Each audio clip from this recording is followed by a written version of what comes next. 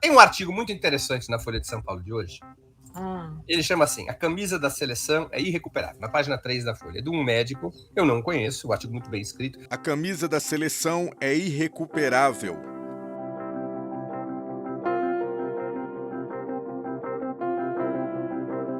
Nos últimos 4 anos, fomos nos acostumando a ver a camisa da seleção brasileira associada a atos antidemocráticos. Multidões de verde e amarelo pediam o fechamento do Supremo Tribunal Federal e clamavam por intervenção militar. Após a eleição, a camisa canarinho começou a ser vista associada ao crime. Obstruções de estradas, agressões e acampamentos golpistas.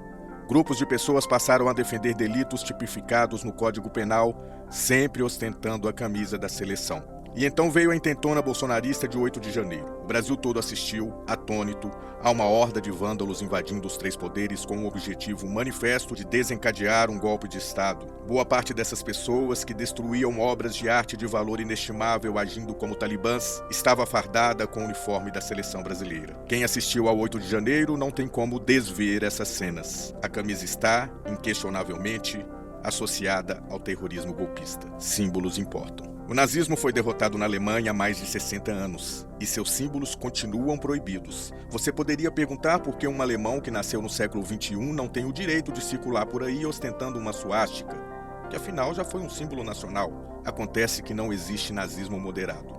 É uma ideologia totalitária, extremista e genocida. Há que se sacrificar a liberdade individual, pois o dano social coletivo provocado por essa ideologia tem precedência. Como explicou Karl Popper, uma sociedade livre não pode tolerar os intolerantes sob pena de sucumbir a eles. Da mesma forma, não existe bolsonarismo moderado, parafraseando o ex-secretário da Cultura de Bolsonaro, que plagiou Goebbels. O bolsonarismo será sempre autoritário, violento, misógino, homofóbico, negacionista, ou então não será nada.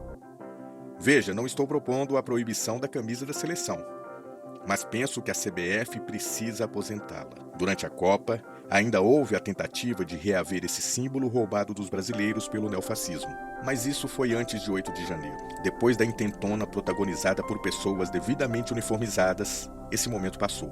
A camisa verde e amarela é irrecuperável. Os símbolos importam. Hoje, quando vemos um grupo de jovens de cabeça raspada e com suásticas tatuadas, de pronto chamamos a polícia. Mas e se houver um grupo de pessoas com a camisa canarinho perto de um cinegrafista? Ou de um prédio público? Ou de um Di Cavalcante? Como saberemos se são criminosos ou torcedores? Se todos passarem a usar suásticas, como poderemos identificar os verdadeiros nazistas? Por muito menos, uma camiseta da seleção já foi substituída.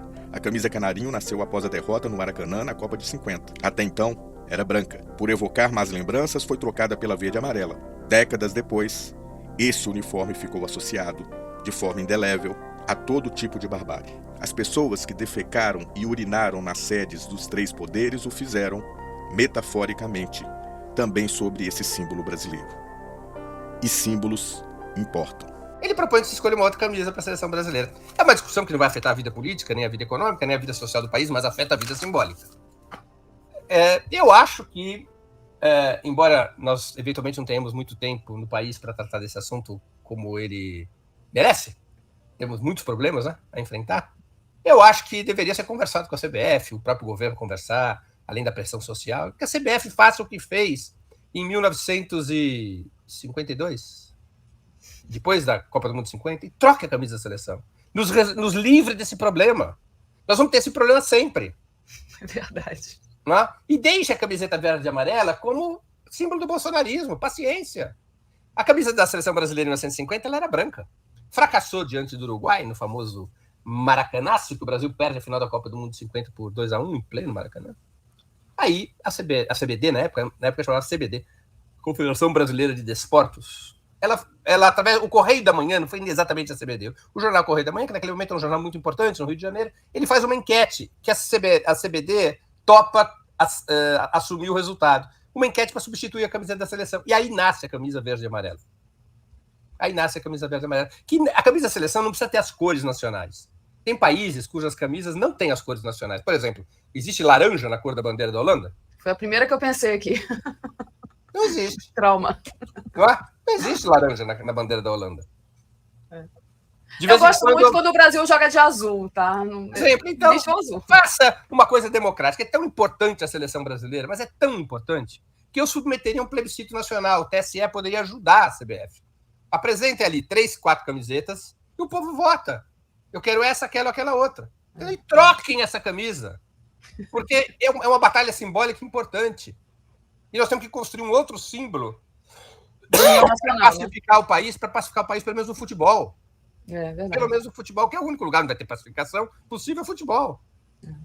Porque houve o sequestro da camisa verde e amarelo. Como é que faz?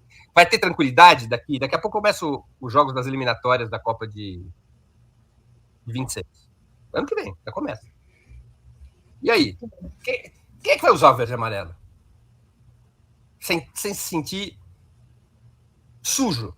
Pô, Daphne, eu lentamente, porque eu fiquei muito parado com a pandemia, eu tô voltando a treinar. Eu corria maratonas e tudo. Agora, outro dia eu botei a mão no meu armário assim, puxei a camisa, vesti, tava com sono, era cedo. Era uma camiseta verde e amarela da seleção. Eu treinei com a camisa, mas eu me senti sujo.